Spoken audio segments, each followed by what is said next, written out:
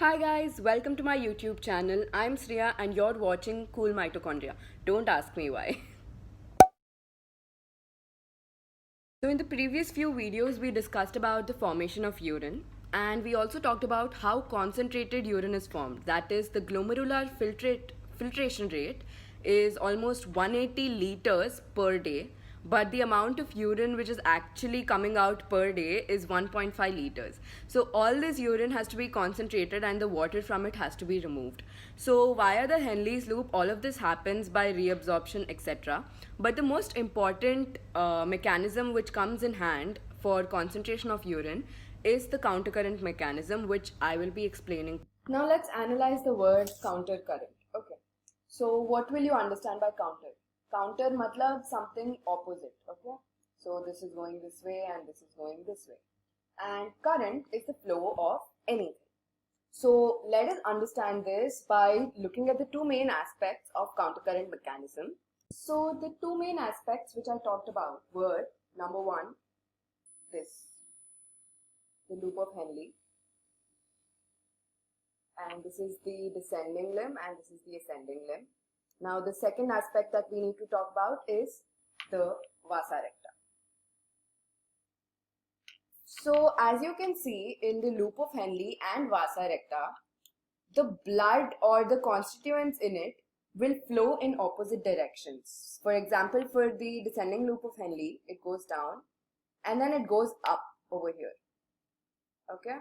And similarly for vasa recta, the blood which is being reabsorbed or the substances that are being reabsorbed, they first go down and then they go up into the renal vein.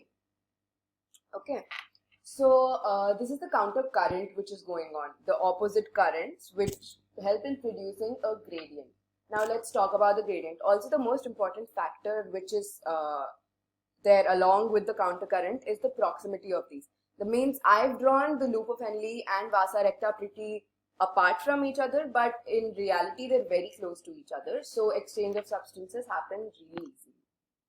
Okay, so now I've divided this entire region into cortex and medulla. So this part of the vasa recta and the loop of Henle is present in the cortex of the kidney, and the lower part is the medulla. So what happens is the concentration gradient. Concentration gradient is the measure of solute in the interstitial space. So everything other than the vasa recta and the loop of Henle is known as the interstitial space, where there are ground cells. Matlab there are no other special structures but just interstitium. What happens is we really have to maintain the osmolarity of the medullary interstitium, because for as you know that humans are regulators. Regulators matlab they control their body temperature and their body osmolarity. Similarly, kidneys also have to maintain their osmolarity for the process of filtration to happen efficiently. So what happens is this osmolarity in the cortex is around 300 milliosmol per liter, and as we go down, and milliosmol per liter sounds complicated, but it's just a unit to measure the concentration gradient. Okay, and as we go down we'll have 1200 milliosmol per liter. Now how does this concentration happen is what countercurrent mechanism aims to explain. You can, the way my teacher explained is, you can think of this tube as just another tube and assume कि तुम्हें इधर पे 30 degree Celsius चाहिए, okay, and you need 40 degrees Celsius here of water, and you're placing a heater somewhere here. Okay, you're placing a heater here. So what happens is when you pour water from the 30-degree side, okay, and it moves through here, इसका temperature बढ़ता जाता है. Over this point it might even become 80 or something. Okay, but as you go up it again decreases. Okay, and it becomes 40 finally. So this mechanism, countercurrent mechanism, is also similar to that. You just have to keep increasing the osmolarity as we go down, and as you go up it again becomes 300. This is done by two main elements, that is NaCl I really do suck at writing. NaCl and urea.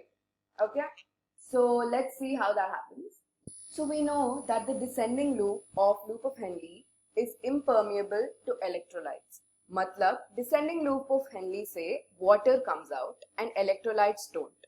But from the ascending loop, this loop, it is permeable to electrolytes but impermeable to water. So what happens is, usually from the descending loop of Henle, there is an outflow of NaCl. Okay, and when NaCl comes out to the medullary interstitium, obviously the interstitium becomes a bit concentrated, and to counter that, water comes out from the descending loop of Henle. Okay, water comes out from this. We already know about this. But now let's talk about NaCl only. So NaCl is coming out from the ascending loop of Henle. Now, how is this NaCl again removed from the medullary interstitium? It has to be removed in some way. So what happens is, from the medullary interstitium itself, the NaCl will enter the descending loop of vasa recta. Okay, the NaCl here. Okay, it enters the descending loop of vasa recta. This way, the concentration is maintained. Similarly, you can see how the concentration gradient is formed. So as you go from here, 300 से यहाँ 1200 कैसे बनता है? Because water is moving out, so it becomes more concentrated inside. So yeah, that's the way it happens. Now the second thing we need to know about is urea. Okay, for urea we also need to take into consideration the collecting duct. So for urea, what happens is, sometimes from the medullary interstitium, that is the space between all these vessels, urea is seen to enter this, the ascending loop of Henle. So when this happens, the urea which is being displaced from the medullary interstitium into the ascending loop of vasa recta is now lacking in the medullary interstitium, right? So in that case, urea is again taken into the medullary interstitium when it comes out of the collecting duct. Okay, so urea is entering the ascending loop of Henle and it's again coming back into the medullary interstitium via the collecting duct. And this is the basic concept of countercurrent mechanism. You don't have to learn much for this in terms of NEET. You just have to know the concept and know that these are the two main salts that are being exchanged, not salts exactly, that is NaCl and urea. And you have to know from where they're being exchanged, how the gradient is formed and the values of the gradient, that is 300 to 1200. So yeah, that is it about countercurrent mechanism. Now one last thing about this is, because of countercurrent mechanism, urine is almost produced 4 times more concentration than what it would have been if this mechanism did not exist.